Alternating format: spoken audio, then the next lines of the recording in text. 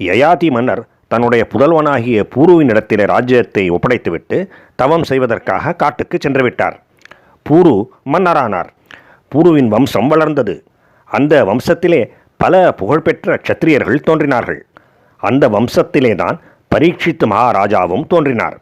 அதனால் பரீட்சித்து மன்னருக்கு பாகவத கதையை கூறிக்கொண்டிருந்த சுக மகரிஷி பரீட்சித்தை பார்த்து கூறினார், அரசரே, நீங்கள் எந்த வம்சத்திலே உதித்திருக்கின்றீர்களோ அந்த பூருவின் வம்சத்தை பற்றி கூறுகின்றேன் என்று தொடங்கி பூருவின் வம்சத்தை பற்றி கூறினார். அந்த வம்சத்திலே தோன்றிய மன்னர்கள் யார் யார் என்பதை எடுத்துரைத்தார். அந்த வம்சத்திலே பல சிறந்த பிராமணர்கள் உண்டானார்கள் என்றும் எடுத்து கூறினார். பூருவோ சத்திரியன், பூருவின் வம்சம் சத்திரிய வம்சம். ஆனால் அந்த வம்சத்திலே பல சிறந்த பிராமணர்கள் தோன்றினார்கள் என்று கூறியிருக்கின்றார் சுக மகரிஷி. ஏனென்றால் பிராமணன் சத்திரியன் முதலிய பிரிவுகள் மன இயல்பை ஒட்டி ஏற்படுகின்றன, பிறப்பினாலே அல்ல. ஒருவருடைய மனத்தின் அடிப்படை இயல்பு எப்படி இருக்கின்றதோ அதை பொறுத்துத்தான் அவர் பிராமணராகவோ சத்திரியராகவோ வைசியராகவோ சூத்திரராகவோ கருதப்படுகின்றார். எனவே சத்திரிய வம்சத்திலே பிராமணர்களும் தோன்றலாம், பிராமண வம்சத்திலே வைசியர்களும் தோன்றலாம். இதற்கு மாறாக பிறப்பை அடிப்படையாக கொண்டு நிர்மாணிக்கப்படுவதுதான் ஜாதி. பிராமணரின் பிள்ளை பிராமணன் என்று நாமவே நினைத்து கொள்கின்றோம் ஜாதியின் அடிப்படையிலே.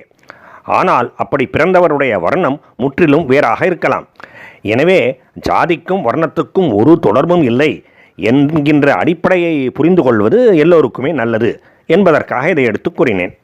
இவ்வாறாக பூருவிக்கு பிறகு, பூரு மன்னருக்கு பிறகு பல தலைமுறைகள் சென்ற பின்னாலே பிறந்தவர்தான் துஷ்மந்தர் என்கின்ற மன்னர். துஷ்மந்தர் இவர் துஷ்யந்தர் என்றும் அழைக்கப்படுவது உண்டு, துஷ்யந்தர் என்றும் அழைக்கப்படுவது உண்டு. ஒரு முறை அந்த துஷ்மந்த மன்னர் காட்டுக்கு வேட்டையாடுவதற்காக சென்றார். அந்த காட்டிலே கண்வ மகரிஷியின் ஆசிரமம் அமைந்திருந்தது. அந்த ஆசிரமத்துக்கு சென்றார் துஷ்மந்தர். அங்கே பேரழகு வாய்ந்த ஒரு பெண்ணை கண்டார். அந்த பெண் தான் சகுந்தலை. அந்த பேரழகியான சகுந்தலையை கண்ட உடனேயே துஷ்மந்த மன்னருக்கு களைப்பு எல்லாம், காட்டிலே இங்கும் அங்கும் வேட்டையாடுவதற்காக அலைந்து திரிந்திருப்பாரே, அதனால் ஏற்பட்ட களைப்பெல்லாம் உடனே போய்விட்டது என்று கூறுகின்றது பாகவத புராணம். அப்படிப்பட்ட பேரழகி அந்த பெண். அந்த பெண்ணை சகுந்தலையை கண்ட உடனேயே அவளிடம் பெரும் ஆசை கொண்டார் துஷ்மந்த மன்னர். அவருடைய மனத்திலே காமம் ஏறியது. அதனால் அந்த பெண்ணை பார்த்து கேட்டார், பெண்ணே, நீ யார்? யாருடைய பெண்? பொதுமக்கள் யாரும் இல்லாத இந்த வனத்திலே எதற்காக வசிக்கின்றாய்? என்னுடைய மனம் உன் இடத்திலே ஆசை கொண்டு விட்டது. இப்படி காதல் மொழிகளை கூறிய துஷ்மந்த மன்னரை பார்த்து சகுந்தலை கூறினாள், அரசரே, நான் விஸ்வாமித்திர முனிவருக்கும் மேனகைக்கும் பிறந்தவள். அவர்கள் என்னுடைய பெற்றோர்களான அந்த இருவருமே என்னை வளர்க்கின்ற கடமையிலிருந்து தவறிவிட்டார்கள், என்னை விட்டுவிட்டு சென்று விட்டார்கள். அதனால் கண்வ மகரிஷியினாலே வளர்க்கப்பட்டு அவருடைய பெண்ணைப் போல நான் இங்கே இருக்கின்றேன். தாங்கள் அமருங்கள், என்னால் செய்யப்படுகின்ற பூஜையை ஏற்றுக்கொள்ளுங்கள், நான் தங்களுக்கு மரியாதை செய்ய விரும்புகின்றேன். இதை கேட்ட துஷ்மந்த மன்னர் அவளிடத்திலே, சகுந்தலையினிடத்திலே தன்னை மணந்து கொள்ளுமாறு கேட்டார். அந்த பெண்ணும் சம்மதித்தாள். காந்தர்வ முறைப்படி இருவரும் திருமணம் செய்து கொண்டார்கள். கணவன் மனைவி ஆனார்கள். அந்த கணவன் மனைவி உறவிலே இருவருமே மிக்க மகிழ்ச்சி அடைந்தார்கள். அதனால் சகுந்தலையும் கர்ப்பவதி ஆனாள். மன்னராகிய துஷ்மந்தரோ திரும்பவும் தன்னுடைய இருப்பிடத்திற்கு, தன்னுடைய நகரத்துக்கு சென்று விட்டார். அதன் பிறகு உரிய காலத்திலே சகுந்தலை பிள்ளையை பெற்றாள். குழந்தை பிறந்தது. சகுந்தலையை குழந்தை பருவத்திலிருந்து வளர்க்கின்ற பொறுப்பை எப்படி கண்வ மகரிஷி ஏற்றுக்கொண்டாரோ அதை போலவே இப்பொழுது அவளுடைய பிள்ளையையும், சகுந்தலைக்கும் துஷ்மந்தனுக்கும் பிறந்த பிள்ளையையும் வளர்க்கின்ற பொறுப்பு அவரையே சார்ந்தது. அவர் அதை ஏற்றுக்கொண்டார். அந்த குழந்தை வளர்ந்தது. சிறு வயதிலேயே பெரும் வீரனாகவும் பராக்கிரமசாலியாகவும் வளர்ந்தது அந்த குழந்தை. சிறு குழந்தைகள் விளையாட்டு பொம்மைகளை வைத்துக்கொண்டு விளையாடுவதைப் போல அந்த குமாரன் சிங்கங்களோடு, உயிரோடு இருக்கின்ற கொடிய மிருகங்களாகிய சிங்கங்களோடு விளையாடினான். அவ்வாறாக பயம் என்றால் என்ன என்றே அறியாத பிள்ளையாக அந்த குழந்தை வளர்ந்தது. பிறகு ஒரு நாள் அந்த பிள்ளையுடன் சகுந்தலை அரசன் இருக்கின்ற இடத்திற்கு சென்றாள். ஆனால் துஷ்மந்த மன்னனோ சகுந்தலையை அறவே மறந்துவிட்டிருந்தான். யாரோ ஒருத்தி எவனிடமோ பெற்ற குழந்தையை என்னுடைய குழந்தை என்று சொல்லிக்கொண்டு வந்திருக்கின்றாள் என்றுதான் நினைத்தார். அதனால் சகுந்தலையையும் அந்த குழந்தையையும் பாலகனையும் அவர் அங்கீகரிக்கவில்லை, ஏற்றுக்கொள்ளவில்லை. இப்படி சகுந்தலை மற்றும் அந்த குழந்தை ஒரு இக்கட்டான நிலைமையிலே இருப்பதை பார்த்து வானத்திலே அசரீரி கேட்டது. துஷ்மந்த மன்னா, இந்த பெண் சகுந்தலை நீ காந்தர்வ விதிப்படி மணந்து கொண்ட பெண்தான். இந்த குழந்தையும் உன்னுடைய குழந்தைதான். அவர்கள் இருவரையுமே ஏற்றுக்கொள். அனாவசியமாக தவறுதலாக சந்தேகப்பட்டு சகுந்தலையை அவமதிக்காதே. உன்னுடைய புதல்வனாகிய இந்த பிள்ளை மகாவிஷ்ணுவின் அம்சம் உள்ளவன். பகவானிடத்திலேயும் பிராமணர்களிடத்திலேயும் பக்தி கொண்டவன். சத்தியத்தையே கடைப்பிடிப்பவன். மிகுந்த பலசாலி மற்றும் பெரிய கொடையாளி. இப்படி பலவிதமான நற்குணங்களை கொண்டவன் என்று அந்த அசரீரி துஷ்மந்த மன்னருக்கு எடுத்து கூறியது. அதனால் அந்த பெண்ணையும் சகுந்தலையையும் தன்னுடைய குழந்தையையும் உடனே ஏற்றுக்கொண்டார் துஷ்மந்த மன்னர். அந்த குழந்தை, அந்த பாலகனின் பெயர் பரதன். பல வருடங்களுக்கு பிறகு, துஷ்மந்த மன்னருக்கு பிறகு அந்த பரதன் தான் அரியணை ஏறினார். அவர் ஒரு மிக சிறந்த மன்னராக புகழ் பெற்றார். பகவானின் பிரீத்திக்காக பல அஸ்வமேத யாகங்களை செய்தார். நூற்றுக்கணக்கான அஸ்வமேத யாகங்கள். மிகுந்த கொடைத்தன்மையுடன் பகவானையே நம்பியிருக்கின்ற பிராமணர்களுக்கு தட்சிணையை அள்ளி கொடுத்தார், வருஷித்து கொடுத்தார்.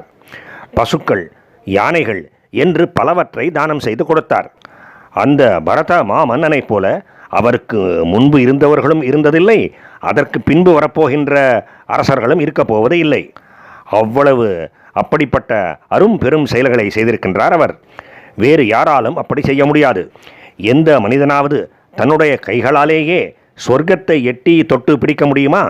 அப்படி அவரை போல இருப்பதற்கு யாராலும் முடியாது. பரதஸ்ய மகத்கர்ம ந பூர்வே ந பரே நிருபாக.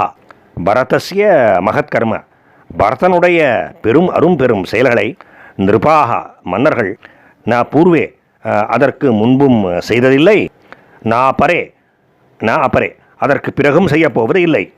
அதாவது பரத மன்னனுக்கு பிறகு வரப்போகின்ற மன்னர்கள் கூட அப்படிப்பட்ட அரும்பெரும் செயல்களை செய்யப்போவது இல்லை.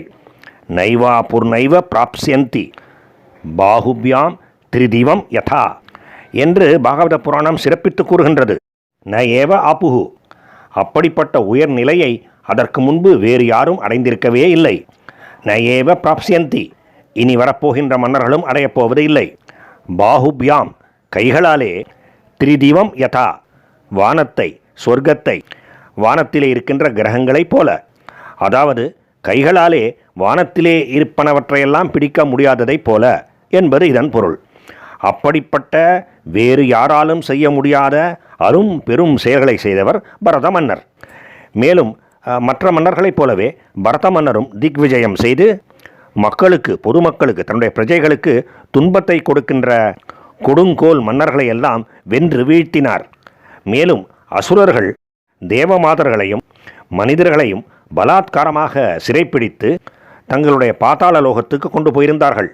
அந்த அசுரர்களை எல்லாம் வென்று கொன்று சிறைப்பிடிக்கப்பட்டிருந்தவர்களை திரும்பவும் கொண்டு வந்து சேர்த்தார் பரத மன்னர். தன்னுடைய குடிமக்களை எல்லாம் மிகச் சிறந்த முறையிலே அவர் பராமரித்து வந்தார். இவ்வாறு பல காலம் அவர் அப்படி ஒரு சிறந்த ஆட்சியை நடத்தி வந்தார். லோகபாலர்களுக்கு கூட கிடைக்க முடியாத ஐஸ்வர்யத்தை அடைந்தார். ஆனால் அந்த ஐஸ்வர்யத்தையும் சரி, தன்னுடைய மனைவி மக்கள் போன்றவர்களையும் சரி, அனித்தியம், நித்தியம் இல்லாதவை என்று பூரணமாக உணர்ந்தார் பரதர். அவ்வளவு சிறந்த வைராக்கியசாலி அவர். ஆனாலும் ஒரு விந்தையான விஷயத்தை, பொதுவாக நம்மால் ஏற்றுக்கொள்ள முடியாத ஒரு விஷயத்தை அவர் செய்தார். அவருக்கு 3 மனைவிகள் இருந்தனர். அவர்கள் மூலம் பரத மன்னருக்கு குழந்தைகளும் பிறந்தன. ஆனால் அந்த குழந்தைகளை பார்த்து, இந்த குழந்தைகள் எனக்கு தகுந்தவர்கள் இல்லை, எனக்கு தகுதியானவர்கள் இல்லை என்று கூறிவிட்டார் பரதர். எனவே அவருடைய மனைவிகள் தங்களுடைய குழந்தைகளின் மீது பரத மன்னர் வெறுப்பு கொண்டு விட்டார் என்று நினைத்தார்கள். நாளடைவிலே அந்த வெறுப்பு தங்கள் மீதும் திரும்பிவிட்டால் என்ன செய்வது? அதனால் அவர்கள் பயந்து போய் அந்த குழந்தைகளை கொன்றுவிட்டார்கள். இதனால் பரத மன்னருக்கு, அவ்வளவு சிறந்த பரத மன்னருக்கு வம்சம், சந்ததி இல்லாமல் போய்விட்டது. எனவே அதற்காகவே, நல்ல சந்ததி ஏற்பட வேண்டும் என்பதற்காகவே ஒரு யாகத்தை செய்தார் பரத மன்னர். அந்த யாகத்தை அவர் மருத்துக்களை உத்தேசித்து செய்தார். அந்த யாகத்தினால் மருத்துக்களும் மன்னரிடத்திலே பிரீத்தி கொண்டார்கள். பரத்வாஜரை அவருக்கு, பரத மன்னருக்கு புத்திரனாக கொடுத்தார்கள். இவ்வாறு மருத்துக்களால் அளிக்கப்பட்டு பரத மன்னருக்கு புத்திரரானார் பரத்வாஜர். பகவானுக்கும் பாகவத புராணத்துக்கும் பக்தர்களுக்கும் நமஸ்காரம்.